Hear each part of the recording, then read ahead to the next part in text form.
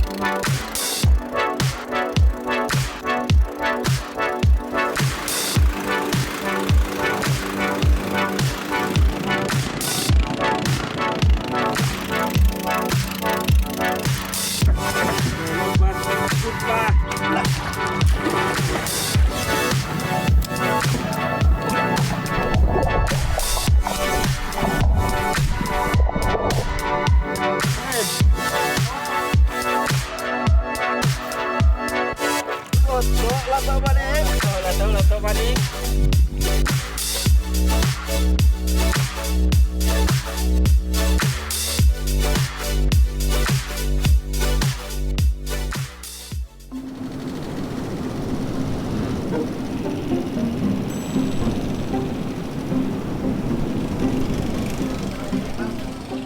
Sempurna, sebuah daerah yang terletak di pantai timur negeri Sabah. Lebih 172,000 penduduk menjadikan kawasan ini tempat mereka bermastautin. Sebahagian besar adalah daripada suku kaum Bajau dan Sulu. Lokasinya yang terletak di titik pertemuan Laut Sulu dan Laut Sulawesi menjadikan ia wadah penduduk setempat mencari rezeki di lautan. Kekayaan sumber laut seperti yang difirmankan Allah menerusi surah An-Nahl ayat ke-14 yang bermaksud, dan dialah Allah yang mendudukkan lautan untukmu agar kamu dapat memakan daripadanya daging yang segar dan kamu mengeluarkan dari lautan perhiasan yang kamu pakai. Kamu melihat bahtera berlayar padanya dan supaya kamu mencari keuntungan dari kurnianya supaya kamu bersyukur.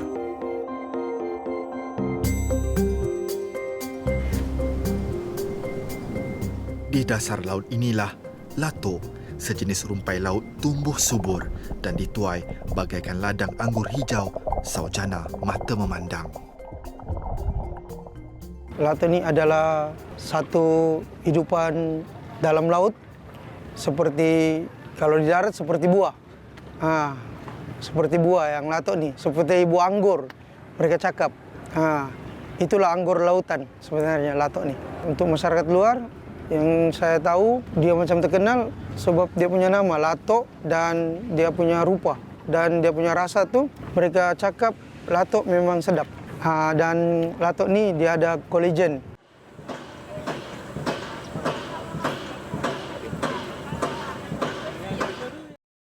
Selain di Pasar Pekan Sempurna, komuniti Bajau Laut turut menjual hasil kutipan mereka di pesisir jalan pantai Kampung Selamat, Kampung Mentelip, kira-kira 3 km dari Pekan.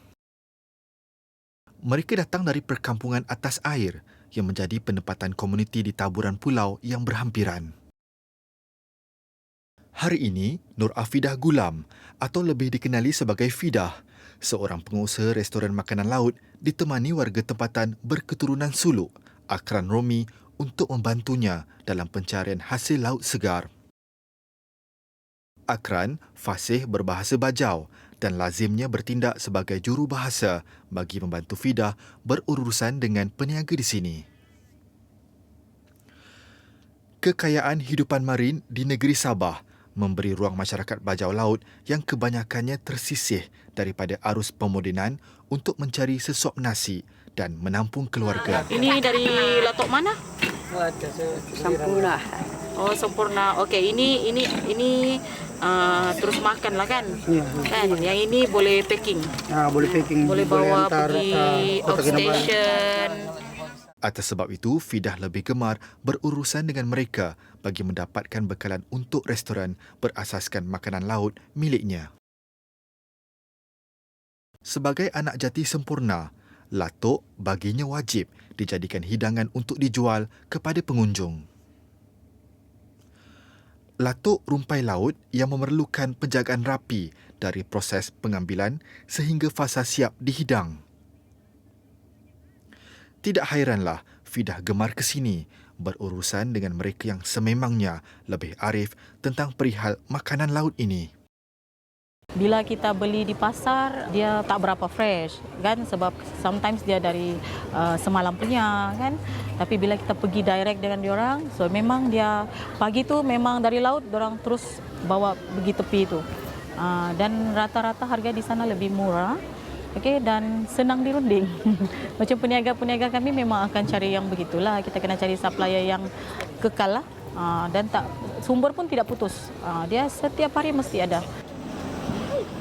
Latok atau nama saintifiknya Caulerpa lentilifera merupakan sejenis rumpai laut dari spesies Caulerpa yang dikenali dengan bentuk gugusan serta tekstur yang lembut.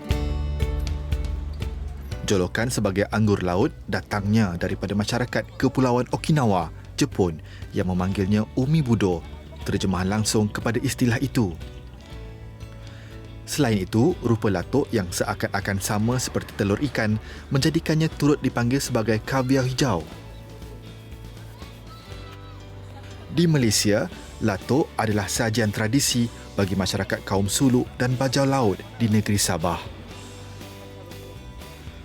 Misi Fidah ialah untuk memperkenalkan latok kepada pengunjung restorannya sama ada dari dalam atau luar negara. Sambil itu, dia dapat membantu komuniti bajau laut di Semporna dengan pengambilan bekalan sumber laut secara berterusan daripada mereka.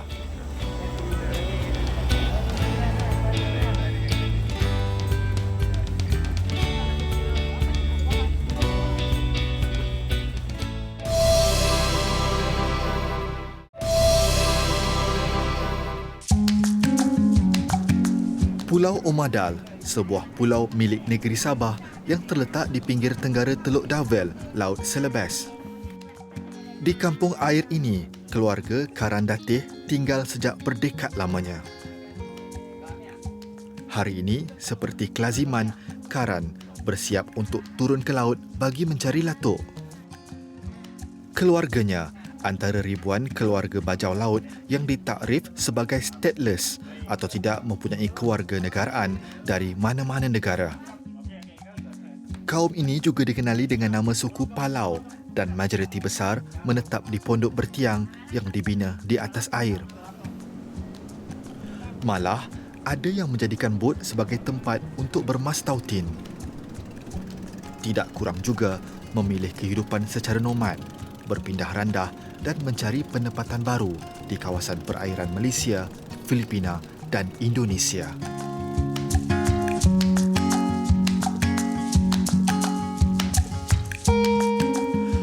Karan hari ini ditemani saudaranya Rakim dan Omar dalam misi mencari lubuk latok. Berusia 39 tahun, dia sudah arif tentang perit jerih kehidupan di laut. Lautanlah tunjang kepada kelangsungan hidup keluarga Karan. Tampaknya tempanglah kehidupan mereka. Pengusaha aku di laut tu hari lagi aku. Bagai laut itu sampai aku hayat butinaan masih bagai laut aku pemakalim ku anak kendaku. Kami itu binsa ndang ya lumak kami itu buat itu nak hinang na sani sin. Pamailalai ya. Obus kami yang alat tu maka apa yang kami kinakan na sena pinabelian na. Tidak sampai 10 minit berkelana, Karan terjumpa lubuk latok yang dilihatnya berpotensi untuk dituai. Ia proses yang tidak rumit buatnya, dibantu dengan keadaan permukaan air laut jernih yang sinonim dengan lautan negeri Sabah. Naidan asal kata orang kami, asal pengtebahan kami biasa. Asal selalu pengtebah kami mulai min dahulu sampai butinan asal kata kami tebain.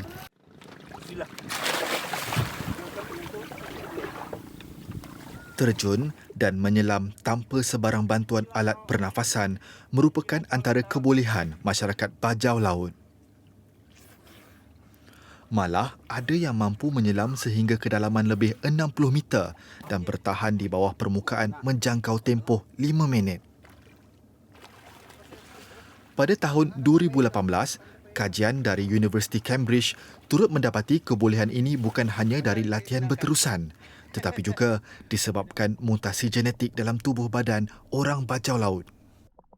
Dapatan yang diterima daripada kajian itu menunjukkan mereka mempunyai saiz limpa yang 50% lebih besar daripada manusia normal.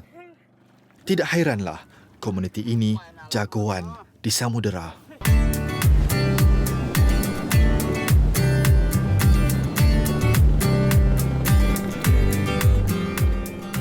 Bajau laut yang juga dikenali sebagai gypsy laut, jago di perairan.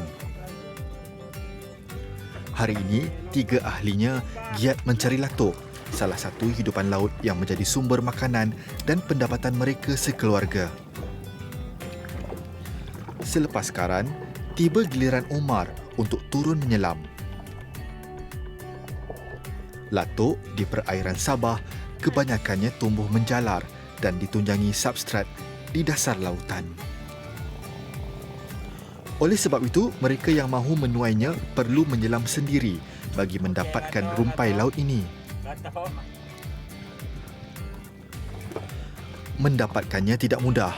Namun, bagi masyarakat bajau laut seperti karan sekeluarga, setiap hidupan laut berpotensi menjadi punca pendapatan.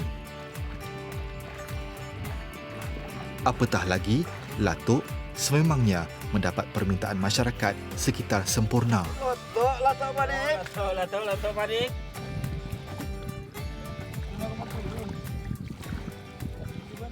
Ya, latok paling ahap latok original. Ya kuning-kuning. Apa asal kinakan latok he? Mulai mindau lagi sampai betinaan. Asal hap kinakan latok he. Nombor 2 latok manik. Kehidupan karan sekeluarga yang terpisah dari tanah besar membawa cabaran menggunung ketika pandemik COVID-19 mula merebak 2 tahun lalu. Perintah Kawalan Pergerakan yang dikuat kuasa memutuskan seketika rantaian pencarian rezeki kebanyakan masyarakat bajau laut sepertinya. Nah, waktu COVID abinasa magamu ni kalumaan kasihan tu. Magamu kinakan magsusul ni bing-bing itu magsambi kaluman panggi kayo na ayay na panambi. Ya panambi na tayom na lato na pagsambi kaluman na. Habis semua makan ikan dah ikan.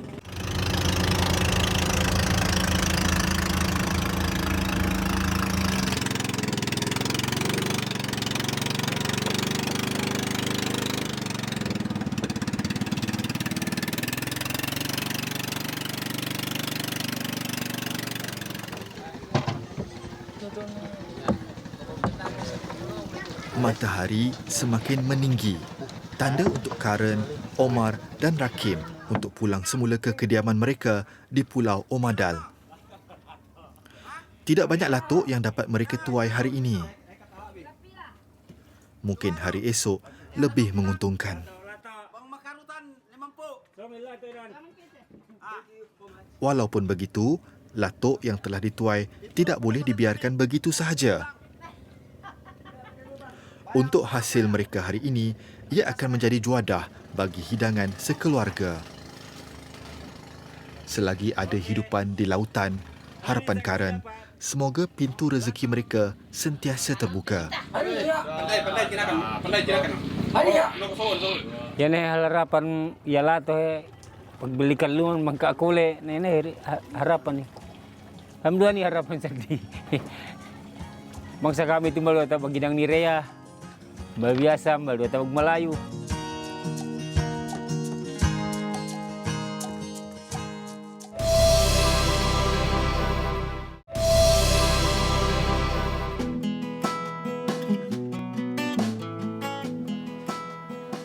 Medan selera Terowong Street, antara lokasi tumpuan penduduk setempat setiap kali malam menjelma.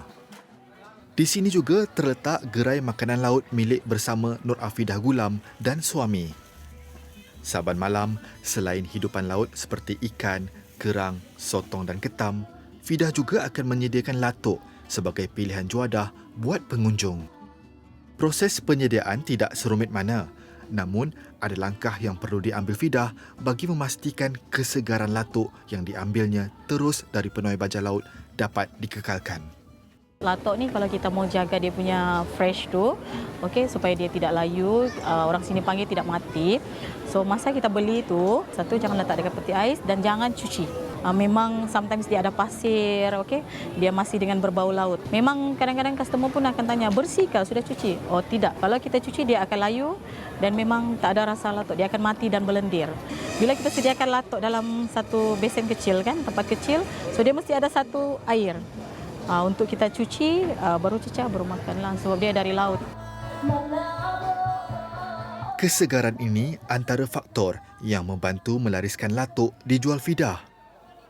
Ditambah lagi dengan khasiatnya yang dapat membantu dalam penjagaan kesihatan. Setiap hari saya akan menyediakan 12 pinggan latok. Okey. Kecuali cuaca tidak mengizinkan, hujan, memang tak habislah. Tapi kalau hari-hari biasa, confirm habis. Kadang-kadang jam 7.30 malam, jam 8, habis. Memang sangat-sangat tinggi permintaan. Bukan saja dari pelancong. Kadang-kadang kita ada pelancong, kadang-kadang tidak juga. Tapi orang sini itu adalah makanan utama. Dia mesti ada latok, ada putu. And then ada cecahan. Abdul Lim Abdul Samad, anak jati sempurna yang menggembari latok sejak kecil. Berusia 53 tahun, Lim seorang guru bahasa Arab yang sebelum ini lebih 2 dekad menaburkan bakti di sebuah sekolah di Kuala Kubu Baru, Selangor. Baru-baru ini, selepas permohonannya kepada Kementerian Pendidikan untuk menukar lokasi mengajar diluluskan, Lim sekeluarga pulang kembali ke Semporna. Bila saya sampai ke Semporna, makanan pertama yang saya cari adalah latok. Ya, saya rindu dan sebab saya membesar dahulu di pulau dengan makan latok. Di atas perahu, kita ambil yang terapung latok tu, kita cuci, kita makan. Dan malam ini kali pertama, hari ini kali pertama saya makan latok, terasa puas sekali. Selain faktor kesedapan, latok juga mempunyai gizi tersendiri. Menurut Kementerian Kesihatan, latok mempunyai kesan antioksida serta antibakteria, menghasilkan kulit dan rambut lebih sihat, mengawal paras gula dalam darah dan membantu meningkatkan kesihatan jantung. Selain itu, ia juga dapat membantu mencegah kanser, menguatkan tulang serta sendi dan mencegah goiter. Tidak hairanlah juadah tradisi masyarakat Bajau Laut dan Suluk ini semakin mendapat perhatian.